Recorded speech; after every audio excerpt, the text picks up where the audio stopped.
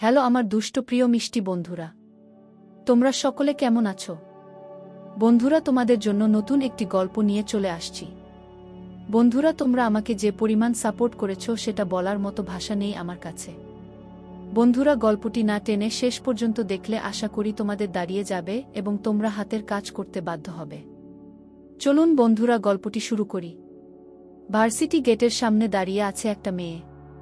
বারবার ঘড়ি দেখছে আর রাস্তার দিকে উকিঝুঁকি মারছে। বিড়বিড় করে একটু পরপর আবার ঠোঁটো নাড়াচ্ছে।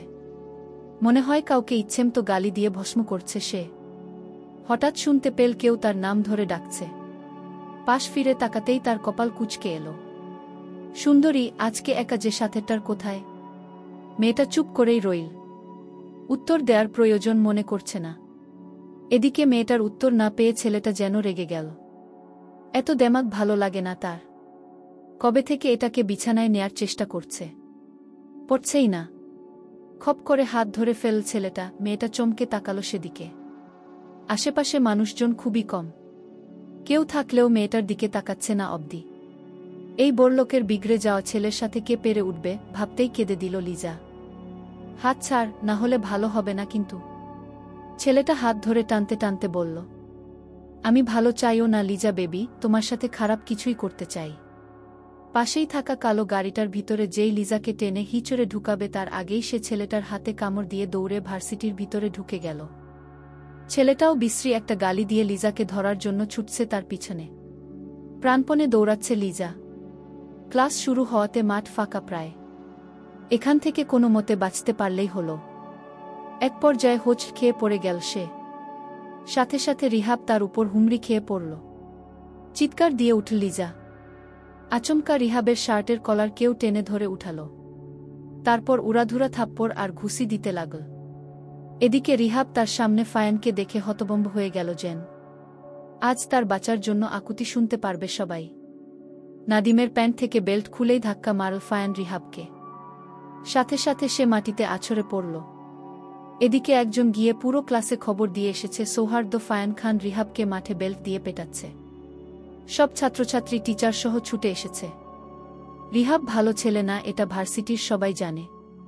কিন্তু কেউ কিছু বলার স্পর্ধা রাখে না। বড়লোকের আওলাঝাওলা ছেলে রিহাব। দুদিন পর পর মেয়ে পাল্টাতে থাকে আর তাদের গোপন ছবি দিয়ে ব্ল্যাকমেইল করে টাকা খায়। ফায়ান এলোপাথারি মেরেই যাচ্ছে। কপাল ঘেমে পানি পড়ছে তার, মুখ লালবর্ণ ধারণ করেছে। চোখে যেন হিংস্রতা ভর করেছে। রিহাব খালি ছটফট করছে। দম বুঝি এখন বন্ধই হয়ে যাবে তার। কিন্তু ফায়ান থামছে না। নাদিম ফায়ানকে জড়িয়ে ধরলে সে। গার্ডরা রিহাবকে ধরে টেনে হিঁচড়ে গেটের বাহিরে নিয়ে গেল। ফায়ান নাদিমকে ঝাড়া মেরে সরিয়ে দিয়ে জোরে জোরে শ্বাস নিতে লাগল। বেল্টটা মাটিতে ফেলে দিল। তারপর সবার দিকে এক পলক তাকাতেই মাথা নিচু করে নিল সবাই। এটা রিহাব, বড়লোক বাবার বিগড়ে যাওয়া সন্তান। ভার্সিটিতে ভর্তি হয়েছে কিন্তু ক্লাস একদিনও করে না। প্রিন্সিপালের কথা শুনে ক্রোধিত দৃষ্টিতে তাকাল ফায়ান, তারপর দাঁত কিরমির করে করে বলল, এখনও টিসি ধরিয়ে দেননি কেন? দ্রুত টিসি ধরিয়ে ঘাড় ধাক্কা দিয়ে বের করে দিবেন কাল এলে। ওর বাপ যদি আসে তাকেও ঘাড় ধাক্কা দিয়ে বের করবেন। তারপর স্টুডেন্টদের দিকে তাকিয়ে বলল, সবাই মিলে কাজ করলে যতই বড় বিপদ আসুক না কেন তোমাদের টালাতে পারবে না। এই ভার্সিটিতে আবার যদি কোনো অন্যায় কাজ হয় আর সেটা যদি আমার চোখে পড়ে তাহলে চামড়া গুটিয়ে নিব, তারপর সেটা দিয়ে বেল্ট বানিয়ে পেটাতে পেটাতে ভার্সিটি থেকে বের করব। Mind it. ফায়ানের ধমকে কেঁপে উঠল যেন সবাই। মাথা নিচু নিল তারা। আর তুমি যাও, ক্লাসে যাও। লিজা ফায়ানের থেকে দৃষ্টি সরিয়ে নিল। তারপর লাজুক হেসে ক্লাসের উদ্দেশ্যে রওনা দিল। নাদিম ফায়ানের দিকে তাকিয়ে বলল, মেয়েটা কিভাবে হাসছে দেখলেন ভাই? ওদের দেখার টাইম নেই আমার। তারপর প্রিন্সিপালের দিকে তাকিয়ে বলল, এসব কিত্তের ভার্সিটি থেকে বের করে দেয়া উচিত। আর কালকের মধ্যেই যারা ভার্সিটিতে বিশৃঙ্খলা সৃষ্টি করে তাদের লিস্ট হাতে দিবেন আমার। আচ্ছা দিব। ফায়ান সানগ্লাসটা পরে গেটের দিকে এগিয়ে গেল। নাদিমও পিছু পিছু ছুটল। এক হাতে প্যান্ট ধরে রেখেছে সে। পাছে যদি প্যান্ট খুলে যায় সাবধানের মার নেই। দ্রুত গাড়ি চালাচ্ছে জিসান। পিছনের সিটে ফারহা আর রামিসা আরিমার মাথা চেপে ধরে বসে আছে। গলগল করে রক্ত পড়ছে। গান নেই তার। এদিকে খান ভিলায় মোহনা আর সোনালি কেঁদে যাচ্ছে। মেয়েটা এ যাত্রায় বেঁচে গেলেই হয়। হসপিটালে আরিমাকে দ্রুত ইমার্জেন্সিতে নিয়ে যাওয়া হলো। হাত দিয়ে চোখ থেকে বসে আছে জিসান। রামিসা আর ফারহা একপাশে বিমর্ষ হয়ে দাঁড়িয়ে আছে। মেয়েটার সাথেই কেন সবসময় এরকম হয়?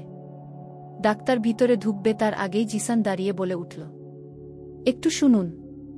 ডাক্তার মেহতাব দাঁড়িয়ে গেলেন, তারপর বললেন, দেখুন, যত দেরি হবে তত পেশেন্টের কোমায় যাওয়ার আশঙ্কা আছে। যদি আগের ক্ষতয় আঘাত লাগে আমাদের কিছু করার থাকবে না। আমাদের বেস্ট দিয়ে চেষ্টা করব আমরা। বলেই ভিতরে চলে গেল ডাক্তার মেহতাব। ফারহা ঠোঁট ভেঙে কেঁদে উঠল। রামিসা চুপ হয়ে আছে। আচ্ছা, মা বাবা বেঁচে থাকলে কি খুব ক্ষতি হয়ে যেত? কেন জানি তাদের কথা বড্ড মনে পড়ে।